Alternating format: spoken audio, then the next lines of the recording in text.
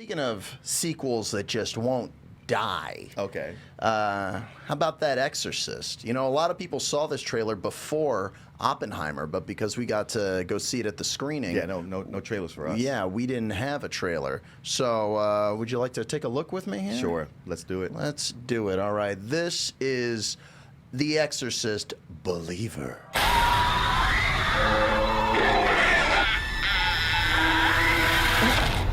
So, what'd you think? I'm not sure. Honestly, for me, I think that this train has sailed. You know what I mean? Or this boat has sailed. I thought you mixed your metaphors on purpose. Well, in a way, like, it just like, how many times are we going to see a movie that is just about someone getting possessed, you know? It has just been done to death. And I think that, honestly, we can move on to other types of movies because, like, their spin is like, well, this time the possessed girl is black, you know, and her. Well, and it's two girls. Yes, and there's two of them, yeah. But honestly, we've gotten so many movies that are like this. I just don't see the need for something like this. Well, I mean, it's a genre now. Absolutely, So it is. they're always going to do these. You know, Julian, honestly, I look at it, and I go, come into it cold. Don't think about the original Exorcist. Just look at this as a horror movie in itself. And I think a lot of this looks good, and it's intriguing. When Ellen Burstyn shows up, then I'm no longer able to divorce it from The Exorcist, and then I don't like it so much. Yeah. And I think with The Exorcist, a lot of what makes it work gets pushed aside. Like, they do these exorcism movies, but they focus on all the theatrics and everything the devil's doing and what's the new twisted thing he's got up his sleeve now. But when you watch the original Exorcist, it comes on, it's like just a good movie about It's family. a masterpiece. Yeah, because the way it pulls you in, so much of it is just like, this girl is sick and we can't figure out what it is. And it pulls at you emotionally because the way you've been, you know, it just slowly there. And I didn't see it till I was an adult, and it still scared the shit out of me. Yeah, and you know, I look at this, I go like, this is cool, you know, for a Blumhouse movie, but it's not terrifying me in any way. yeah, it's not hitting for me either. I was curious if like where this took place in all this, because like when you look at this girl right here, it's just like, oh, she is trying to look like the girl from the original, like just through and through. And I couldn't tell what was going on with that. And I hit up the old Ryan Walterson, a.k.a. Ryan Walter's stepson, as I like to call him. So he said it's a sequel to the original, ignoring every other entry, unlike the Halloween movies that this director just finished doing. Okay. However, it's the same woman who played the mom from the original. Yeah, Ellen Burstyn. Correct. Yeah.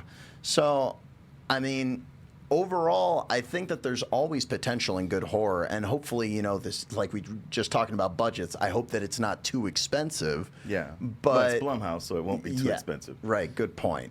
But honestly, from what I'm seeing here, it looks a little bit goofy, I think.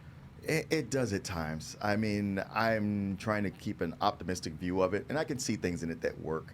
And you know, prior to Barbie coming out, Billy and I would both watch the trailers, and we were both like, this is the last thing I want to see. And then it ended up being like, oh, wow, this is one of my favorite movies of this year. Yeah. So, you know, you can't always count things out. For sure. The trailer could just look this way, and then we see the movie, and it's totally great. They do show you way too much, though. Oh, absolutely.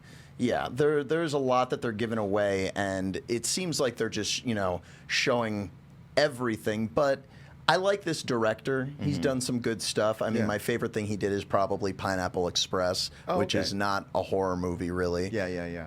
But I don't know. I feel like giving it a chance. I just have to just go in with the idea of, like, as much as they say The Exorcist, I don't believe that. yeah, and just don't think about the devil inside and all the other because movies, there's been so you know. many bad exorcism movies, and like pretty much almost all of them. Yeah.